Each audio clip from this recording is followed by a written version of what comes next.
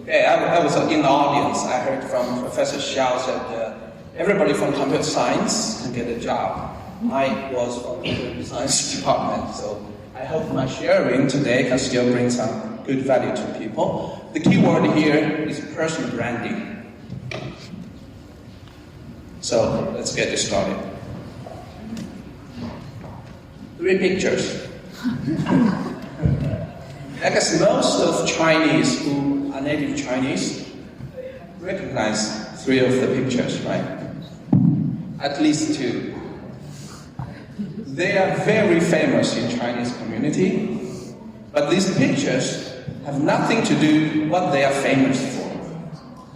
When you see their face, when you hear their voice, you immediately, the brain connects to what they're famous for. That's the power of personal branding. That's the keyword. I want us here, the audience, to start a little bit thinking about your personal branding. What things you can really bring to you, how important it will be for your future career. Again, I want to tell a little bit about my story. So, some parts are bad, some parts are motivative in my opinion. So, I think when people hear stories, then I can really start to engage with people. So, let's get started with my story. So, 2009, I get my full-time job in Finland. That's the time I graduated from the computer science department. So we know 2008 was the global recession, right? All the companies in Finland start to cut off people in 2009. While I luckily get a permanent job.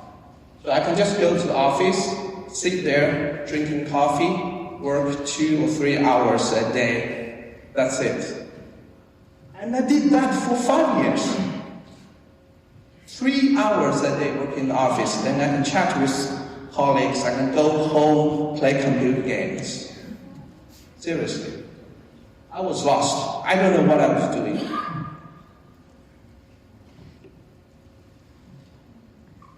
But luckily in my spare time, I did a lot of activities, just like a Xing.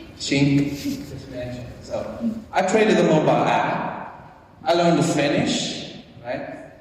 I started a lot of local meetups. So I think some of the people we met in the local meetups. It's really fun and a great opportunities to network with people. And on top of that, I created a podcast. How many of us understand what is a podcast? 30 years ago, it was named radio. Okay? Now, a super fancy name called podcast. It's an audio format. It's people chatting, they record it in an audio format, like MP3, they then upload it onto the internet. This was what I did back in 2016 to 2018. This was one of the platforms I distributed my content. This is called Himalaya, an audio format platform. So it was really get people's attention. It was like 1 million listening times back in the days. That was my spare time side project. But the thing is, I was not a really programmer. I so hard want to be a programmer. So I decided to shut it down because it's not really related with my personal career, even though I learned a lot over there. So instead, in Finland, I started hunting for jobs, and then I became a programmer, a full-time, salary-paid programmer, and I really started thinking about how to build my personal branding. So it's square one, I'm back to square one. How can I build my personal branding? How can I make sure everybody here, when they look at my face, you know who I am, you know what I'm doing. That's my goal. Boring story. I built another podcast, okay? But this time, it's in English. It's not in Chinese. So from the day one, I started to connect with the people in the industry who are the best programmers. I talked to them, I convinced them to talk to me, and I said, I will record it, I will edit it, I will distribute the content out to the world.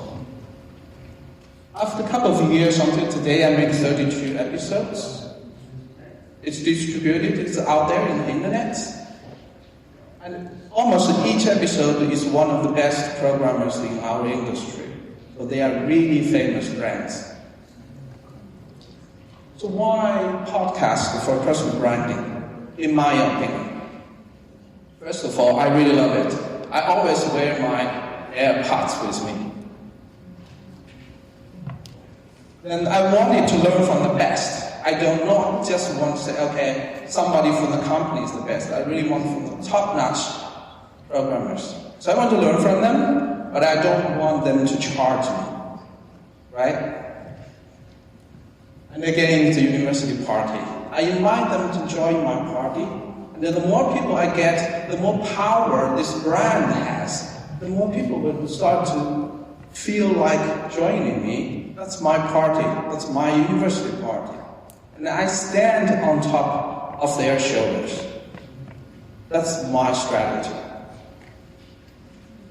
And audio is really the next generation, a big market coming here. We have all these things, I don't want to list it anymore, but you probably have heard of audiobooks, podcasts, Alexa, Siri, all the AI for voices, those things are already in the market. So start to pay attention to those stuff.